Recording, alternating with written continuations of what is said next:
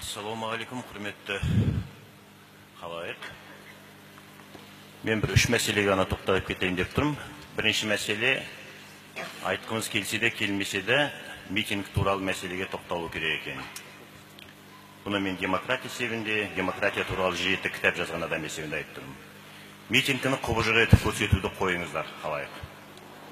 Митинг бұл адам құқының бір принципі, негізгі принципінің біреуі. Сөз бостандығы, өзінің ойын пікірін айту бостандығы. Бұл біздің конституциямызда бар. Атырау анау, Көкшетау мынау, Атырау жаман, біз жақсы демеңіздер.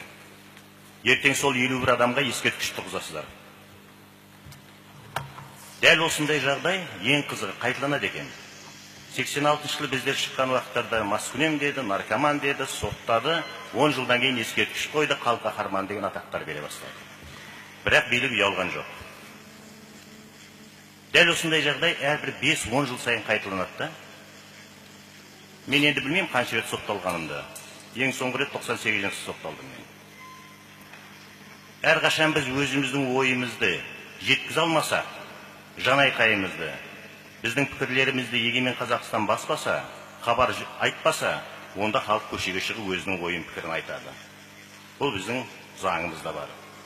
Сондықтан жаңағы шыққан азаматтарды бір жақтың бір шпион сияқты етіп көрсету қазіргі кездердегі, оны сіздер қабылдаңыздар дұрыстап, ертең осы пікірдің бәрі өзгереді 180%-ға.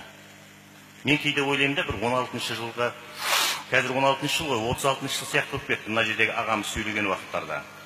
36 жыл осындай сөздер айтылатын тұғын жаңағы. Адам құқығына қарсы, өзінің ойын пікірін айтатын адамдарға бір, не дейміз жаңағы, тажал есебінде көретін пікірлер айтылатын тұғын. Мен ойлаймын, келесі жыл 37 жыл болады шығар онда. Жаңа көшеге шыққан адамдардың бәрі алаштың азаматтары сияқты Жапонияның шпионы болатын шығар. Себебі прокуратура қазір сол митингілерге ақша қайдан келді деп іздестіріп жатыр. Жапониядан келу әбден мүмкін, тарих қайталанады. Бірақ ертең солардың бәріне рахмет айтасыздар.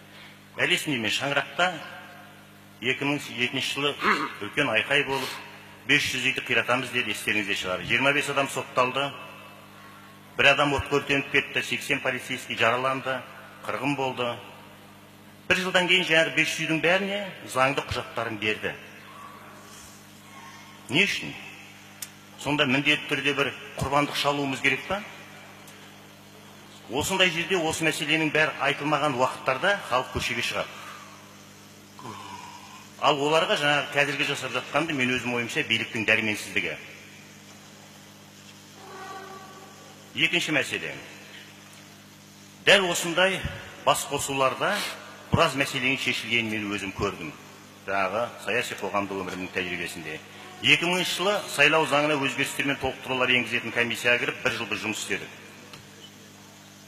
Біраз баптарды жаңарттық. 2010 жылы ел бірлігі доктринасының айқай-шуын естіген шығарсыздар. Ассамблея дайындаған ел бірлігі доктринасына біздер қарсы шықтық. Үкімет бізбенен келісіп, бірге комиссия құрылды. Мына жерде айдостарым отыр. Біз екеуміз сол жұмысшы комиссиясында істеп, сол ел бірлігі доктринасын қайталап жазып шықтық. Президент қол қойды, 22 сәуір ұмытпасам. Бір үтірінде түзеткен жоқ, дәл сол күйінше қол қойды. Сол ел бірлігі доктринасының бірінші сөйлемі былай, енді өзім жазғаннан кейін бар, менің есімде толып қалған шығар. Қазақстан Республикасы сан ғасырлар бойы келе жатқан қазақ халқының мемлекеттілігінің дара және заңды мұрагері деп басталады. Қазақстан Республикасы демек қазақ халқының мемлекеті. Осы жерде мынау жер мәселесі келген уақытта естеріңізде болсын, бұл қазақ халқының ұлттық мәселесі. Неге басқа ұлт өкілдері, біздің көршілеріміз бұл мәселеге дәл біз сияқты жандар ауырған жоқ? Сондықтан біз 40% болған уақытта тәуелсіздік үшін күрескен адамдар, 70% болған уақыттарда жер үшін, тіл үшін осындай қимыл қозғалыстар болады алдымызда. Оларды еш уақыттарда бір құбыжық көрмеңіздер. Себебі тарих 10 жылдан кейін барып, сол құбыжық көрген адамдарыңды қайталап төрге отырғызады екен. 25 жылдық тәуелсіздікті біз қазір тойлайын деп жатырмыз. Сол тәуелсіздік аспаннан түскен жоқ. Тәуелсіздік еш уақытта тегін келмейді. Не болмаса, Беловежский пущадан сатып алған жоқпыз. Қанша адамдар сотталды, қанша семья, қанша тағдыр қирады, оны біздер білеміз. Пойыз тоқтаттық, жолдарды жаптық, көшеге шықтық. Алматының өзінде 90-91 жыл, бір жылдың ішінде 24 митингі болды. Бірде-біреуіне рұқсат етілген жоқ. Жанайқай дейді бұны.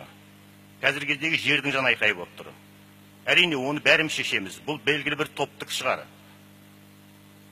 Ұлтшылдағы басым топтық шығар. Бірақ бәрібір оны осындай жерде шешкеніміз дұрыс. Себебі мен бұндай комиссияларда жұмыс істегеннен айтып тұрмын. Және үшіншісі, мен таңғаламда бізде экономикалық мәселені бірінші орынға қоямызда, рухани мәселе жоқ сияқты. Рухани мәселені ойлаңыздар. Мысалы, 17-18 ғасырға дейін бізде отан деген сөз болған жоқ, естеріңізде болсын. Батырлардан қарап шығыңыздар. Отанның орнына бізде жерім, елім деген сөз болды. Жер үшін, ел үшін деген сөз болды. Демек, жер дегеніміз отан. Ертең маған жеріңді қорға десе, мен қорғамаймын. Ол Кулагиннің жері, ол Терещенконың жері, ол Еремегеевтің жері, ол Сәрсеновтің жері. Мен неге оны қорғауым керек? Ол менің жерім емес, ол қазақтың жері емес, ол Қазақстанның жері емес болып шығады. Сондықтан жерді сатудың мәселесі осы. Жерді сату дегенді қазақтар қабылдамайды. Бәрі емес шығар. Мен бәрінің атынан сөйлемеймін. 99% ғана қабылдамайтын шығар. Сондықтан осы мәселені реформа жасайтын алып та ойлану керек та, шынымен жер және сату деген мәселе қалай келеді? Ол тауар емес қой.